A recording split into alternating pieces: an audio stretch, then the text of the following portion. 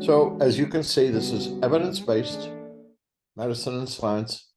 This is not Dr. Google and all the different websites on the internet who say you should do this, you should do that, this works for me, this works for there, etc. Those are only opinions. The same thing goes for social media. Here, you're going to get the real medical facts. And this is a disclaimer, etc. And by the way, I'm now also on the editorial board of the Universal Library of Medical and Health Sciences. So there's 1, 2, 3, 4, 5 journals. Plus, I'm the editor and co-editor of 3 medical journals. Actually, there's 4. I need to add the other one. So all information here is to educate.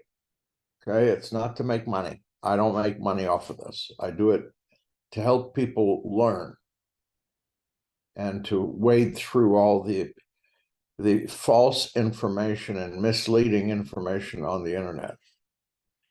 So the key to solving medical problems caused by toxins, you know this, I've shown this many times before. The first thing is detect the cause. The second thing is remove the cause. And the third thing is repair the damage. It's that simple. You don't treat the symptoms. And you base your diagnostic testing and treatment not on the opinions in the internet, in blogs, in unvalidated testing and unproven treatments, but on medical and scientific evidence. It's your health. Now, just to let you know, back here, I've published over 100 articles in medical journals. I have chapters in medical textbooks. So I go by what is real, not opinion. So I want to tell you a big medical secret. I say it's a medical secret because there's so many people who just believe what they see on the internet and go right for it. And here's this, and then they use these weird tests and treatments, unproven things, for a year, 2 years, 3 years, and they're not well. Well, guess what? If you have the right diagnosis and the right treatment, you get well in a few months. If you have the wrong diagnosis and or the wrong treatment, the person stays sick for months and years. It's common sense. So let me mention the sensitive patient. This is the one who feels they can't take, they're limited to just a few foods. Everything makes them they're sensitive to everything. There's 3 issues there: nutrition. And in most of these cases, they're taking way too many supplements. And for those who can't take supplements, it's because they may have mast cell activation syndrome, MCAS, which is caused by the IgE antibodies to mycotoxins on the MyMycoLab test for mycotoxins. So here's a new study on supplements that I think is pretty interesting. 11% of nearly 60 tested dietary supplements actually contain an accurate amount of the key ingredients that are listed on the label of the bottle. But here's the key: 40% of these did not contain a detectable amount of the ingredients at all. 40%. And this is why I'm very careful in my recommendation of supplements. Don't go and buy a supplement because it sounds good on what they say. Oh, it's good for your brain. It's good for this. It's good for that. No, no, no. 40% don't have the actual detectable ingredients that they say on the label. So be careful. Here's mold behind the fridge, and here's mold behind the stove. That's what it looked like. Amazing. And here's the other thing. Everybody goes to the internet and orders the army test. This is more than 10 years ago. The public may be making indoor mold cleanup decisions based on an EPA tool developed only for research applications, and they found it was not helpful. Don't use the army test. If you want, watch the webinar I did with Brantley May, who inspects and remediates. Very knowledgeable and very good, because in that webinar, he gives what works, what the pros and the cons are for each type of testing. All right. This is regarding the GI map test. A lot of tests are really not worth doing and misleading. And here's one. What was the aim of this published study that was published 3 years ago? Okay. The purpose of this study was to evaluate the performance of a new molecular test, Diagnostics Solutions Laboratory GI map, for the detection of bacterial and parasitic pathogens in stool samples spiked with known organisms. And this is the key. I get a lot of emails saying, I have parasites, I have overgrowth of this and that, and it was shown on the GI map. What was the conclusion of this study? The highly variable results for the GI map assay were unexpected. Now, if you read on further, problematic to this assay is the poor level of specificity displayed by this assay, reporting the presence of several pathogens which could cause clinicians to treat with antibacterial, which means antibiotics, or antiparasitic agents in the absence of any real true pathogen. Forget it. Don't use this test. Again, size matters. Hair is 100 microns thick. Spores are 2 to 4, actually 3 to 4, but 2 to 4. Mycotoxins are 0.1 microns, the same size as a COVID virus. By the way, have you ever seen a COVID urine test? Then why would you believe in a mycotoxin urine test? Okay, so exposure to mycotoxins is by inhalation and dermal absorption. Ingestion is minimal, and we'll show you that in a minute. Frequent misdiagnoses in cases of molds and mycotoxins: fibromyalgia, chronic fatigue syndrome, chronic Lyme, depression that's resistant to antidepressants, anxiety disorders, autoimmune diseases, POTS, dysautonomia, and demyelinating diseases. They all relate back to mycotoxins affecting you. So here's a study, demyelination of the nervous system. Most of the neurological and immunologic abnormalities associated with toxic mold exposures are very difficult to treat successfully, especially neurodemyelination of the central and peripheral nervous system. Notice the date is 20 years ago. Okay, so mycotic, in other words, from molds, demyelinating optic neuritis, the eye nerve, the nerve that comes into the back of your eyeball, is a neurological disorder of the visual system caused by mycotoxins released by indoor toxic molds. Indoor toxic mold on the population worldwide is now an emerging disease.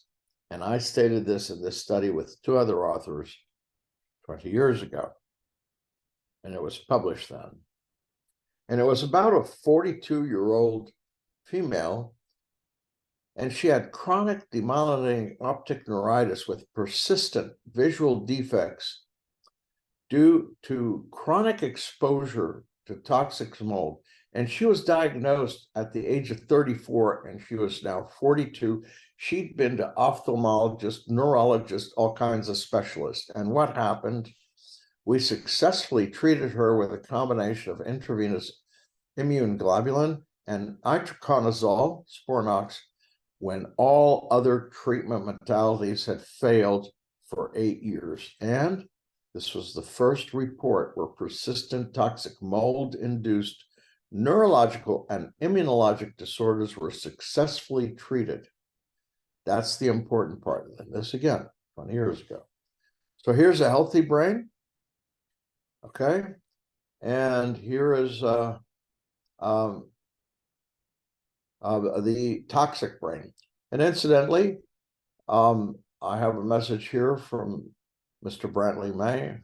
And he says, Ermi, the worst test, unfortunately, the most popular. Yes. So, anyway, so if you have floaters, if you have double vision, if you have problems focusing, if you're going to the getting new glasses every so often, etc., and they still, and your eyes are getting, vision is getting worse, think of this study, think of mycotoxins, do the mycotoxin serum blood test. Here's what I got from a patient. My current naturopath is sending me down a road of very expensive IVs, so I decided to start researching. I did just want to let you know that I've been on the Shoemaker protocol for 1 year, on and off, CSM and Wellcall, Hashimoto's.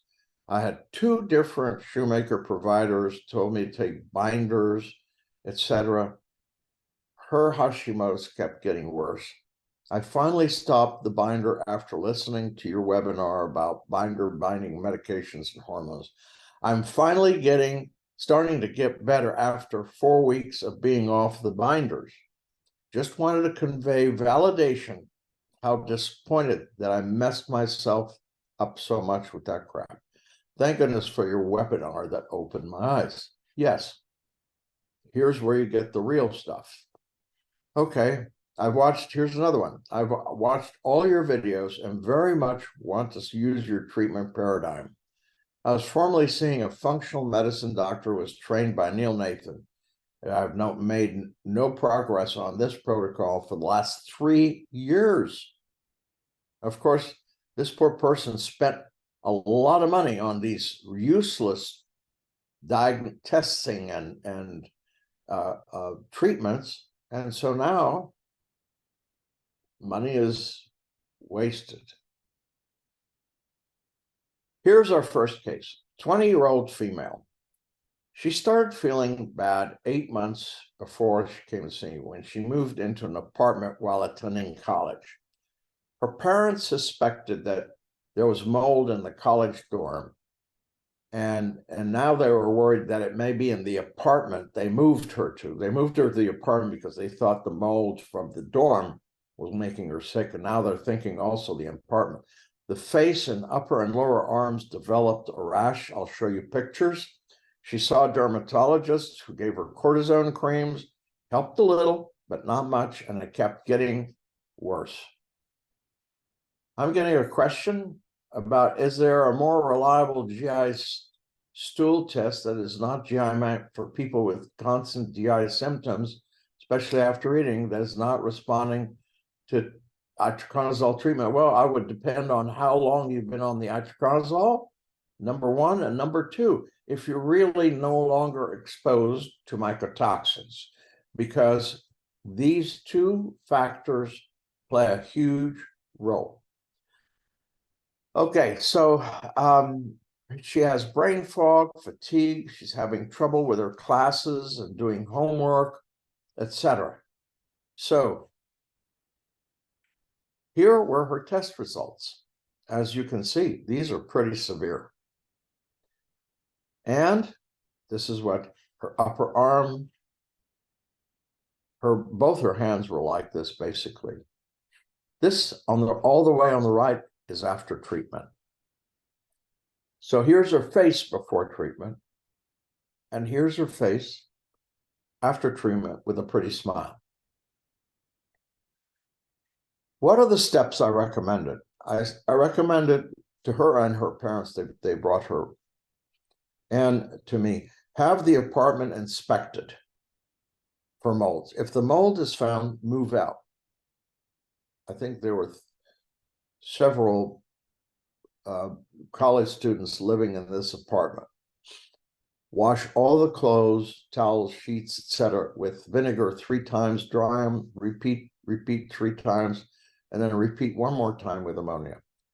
Throw out all the old pillows and get new ones. Why? There was an actual study showing that if you have pillows in a moldy place, 100% of the pillows will have mold. Okay, so after all those steps, then and only then start treatment. Icoconazole and supplements, and follow the nutritional component.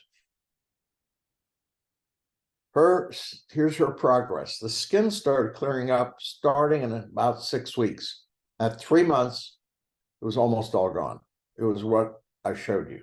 At 2 months, she started feeling better on treatment, but she was having trouble following the nutritional plan. Of course, she's a young college student. It's not easy to follow a nutritional plan. You know, there's pizza, hamburgers, hot dogs, and God knows what else out there. Kentucky Fried Chicken and whatnot. At 4 months, brain fog lifted, less fatigue, and she felt what she said was brighter. Her brain was brighter. At 6 months, she was basically well again. And here was her test results. She went in 6 months from here to here. You can see the difference. And the key here is you've got to be out of the mold. Otherwise, you're going to continue with the symptoms. Okay. Here's a 52-year-old male. He said he was progressively getting worse, kept worse and worse and worse and worse. Brain fog, fatigue, joint aches and pains. He started having tremors in his hands. His thinking was what he called off. Poor sleep, can't remember things, GI problems. He worked in an engineering office, and he found mold in the air conditioning unit in his home and replaced it 2 years prior to coming to see me. He did the Shoemaker-Nathan protocol with binders, herbs, etc., well call, so on and so forth, for 2 years with very slight improvement. Sick and tired. He was, the way he put it, I'm sick and tired of feeling sick and tired. I'm getting a question. Mold was found between our kitchen and bath with an Instascope in the wall cavity. However, another company used a moisture meter and found no water. What do you think? Well, if you're actually seeing mold, it's a lot better than trying to measure moisture. What is the expected time frame from CIDP symptoms improvement when treated with IVIG? It depends on the patient age, comorbidities, meaning are they also have other diseases like diabetes, high blood pressure, et cetera, et cetera. Third, how long was the exposure? In general, you start IVIG at 0.4 grams per kilo per dose, once a week in a very long IV infusion, 6 hours minimum, once a week for 6 weeks. You see how they feel. You keep doing 6 weeks, 6 weeks, 6 weeks until they get well. But there's certain criteria for that, and these criteria I discuss in other webinars. So this 52-year-old gentleman, these are his test results. Really, IgG, which indicates a toxic reaction, much more so than IgE. So he had IgE, which is a mast cell activation. So he had a lot of toxicity. So here's what I recommended. Have the home inspected for molds, and if positive, remediate before starting any treatment. And he told me he had quit taking the binders and all the Shoemaker Nathan stuff months ago because it wasn't helping. Then once it's remediated, start taking itraconazole and the supplements, follow the nutritional program, and check liver enzymes every 2 months. At 3 weeks, he let me know he was having acid reflux on the treatment. I switched him to Sporanox, and this took care of the problem. Now, why would that be? Well, because generic medication is made in India and or China, and not always the best. So when I switched him to Sporanox, he got the pure stuff, and it took care of his acid reflux. At his office visit at 2 months' time, he was starting to feel a slight improvement, barely noticeable. At 4 months, he came to see me. He's definitely feeling better. His sleep is good. His memory is better. He rarely has joint aches and pains. His GI problems are much improved. At 6 months, he said, I'm back to my old self. Throughout this time, his liver enzymes were fine.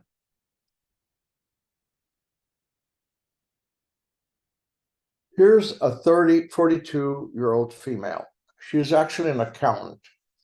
She moved to a recently built apartment complex and found mold in the kitchen, and the management painted it over. There was no remediate. They just said, no, it's black stuff. We'll just repaint that wall. She was feeling tired all the time. She had trouble at work with brain fog, short-term memory loss. She had sleep disturbance, and she had occasional nightmares, which really affected her because it woke her up and she was really afraid. She had heart palpitations. She had sensitivities to food, odors, and many things that she couldn't walk down the aisle where they have all the different detergents and all that at the supermarket. And she couldn't wear the perfume she normally wore. She was very sensitive to a lot of things, very sensitive. Her menstrual periods were very irregular and sometimes quite heavy, and she never had that before. She had a lot of anxiety, abnormal weight gain. She comes home and goes to bed. She was too tired to go out on weekends to go shopping or do exercise or anything, and she felt bloated all the time. She had done the urine test, which showed low normal mycotoxins.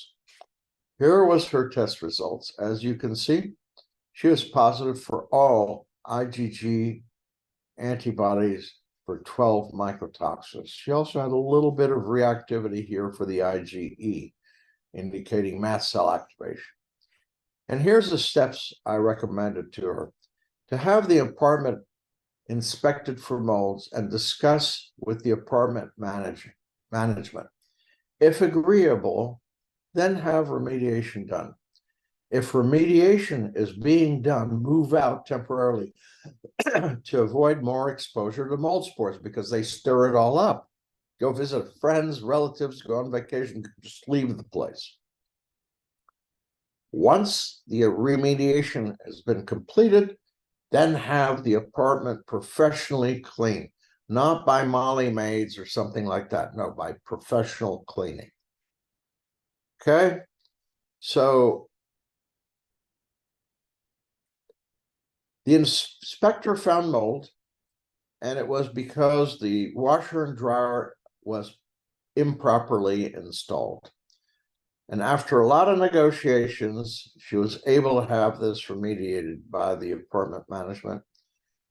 She had already started on the nutritional plan before the testing and remediation of her apartment, and then she started the treatment plan. And again, the treatment plan is outlined very thoroughly in my treatment a paradigm webinar, and those are available on the MyMycoLab YouTube channel. So at 2 months, what she noted was she was not as tired, and also slept better.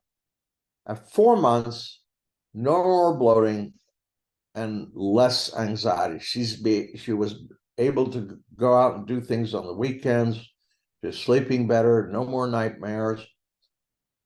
She used to have heart palpitations throughout the day. Now there were a lot less. Okay. At 6 months, she had no more complaints. So liver function tests were normal throughout. And that's the good thing.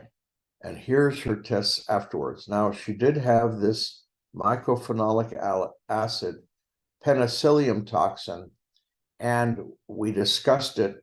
And she found that her gym, where she exercised, had mold. And so she quit going there and found a new gym.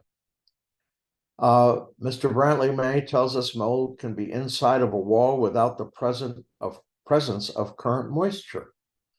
There are visual signs you can look for to determine if the wall is more likely to have mold, but the only true way you will know is if mold in walls, if you perform a cutout and investigate inside. Very good. And he's given us very generously an article that will help on that. What is my thoughts on using folic acid versus folate? That's like saying, what are my thoughts on using Th1 versus Th2 disruptors? I mean, that's too vague a question. So going forward, I want to show you because a lot of people, especially the shoemaker disciples and Neil Nathan, think it's all in foods. So this study published 6 years ago showed, look at the last paragraph, an adult weighing 170 pounds would have to consume 14 pounds of oatmeal at one sitting, 14 pounds. Can you imagine? Okay, and it's rancid, it's moldy, okay? Or 20 slices of moldy bread to be affected with mycotoxins. Okay, so, sorry. Let me go back here. And here, binders. My favorite topic because it's such a myth. And here's what this study showed that it's a published study on the bottom. Binders rely on the absorption of mycotoxins from the gut. Yep. When the thought is it will prevent it going to the bloodstream. And in this are kaolinite, clays, activated charcoal, zeolite, bentonite, all these things that all these popular internet websites and Facebook groups talk about. They're effective in neutralizing aflatoxin, which is not commonly found indoors. It's one of the rarest ones indoors ever found. They are ineffective in all other mycotoxins. In addition, they bind vital vitamins as well as macro and micro elements. And this was shown to you earlier in that email I got from a patient who had Hashimoto's thyroiditis. Now, here's another point. Here's a study. It was published in 2006, indicating that if glutathione, which is extremely popular, especially among naturopaths, don't read medical journals, glutathione promotes gliotoxin-induced cytotoxicity. So if you have gliotoxin antibodies in your serum blood test, don't take glutathione. Okay. So What does cross-reactivity mean? Because if you have a positive test for mycotoxin antibodies with MyMycoLab, it will make you to react with other tests. Typically, what I see, this will make your Lyme test positive, whether you have Lyme or not. Same with EBV, CMV, all these HHSV6, etc. So the patient does not have these diseases. It's only the tests that react. Unfortunately, there's a lot of clinicians, healthcare practitioners who treat a lab test, not a patient. So you do not have those diseases. So what is the most precise and accurate test for mycotoxins? It's the test, both IgG, which is a toxic reaction, and IgE, which is a mast cell activator, measurements for 12 different mycotoxins from MyMycoLab, and it's available internationally. And here we go. Important, retest after 6 months of treatment, not since the first test, but when you start treatment, because if you saw in those case studies, they did one person that you have to wait until you're out of the mold and then start treatment. And that's the key. So this is a study that was published last year in October. And it said that the ELISA method, which is the method used by MyMycoLab to detect mycotoxins in human serum, comes with significant accuracy, precision, and specificity.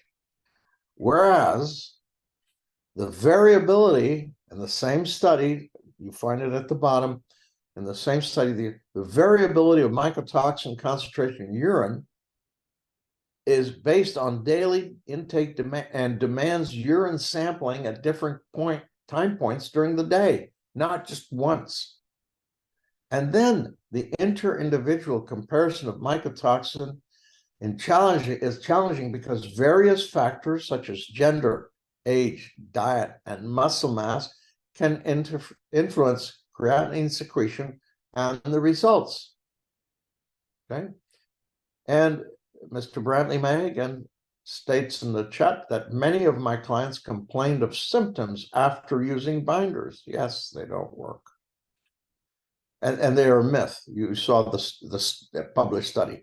And remember, this is from the Center of Disease Control and Prevention.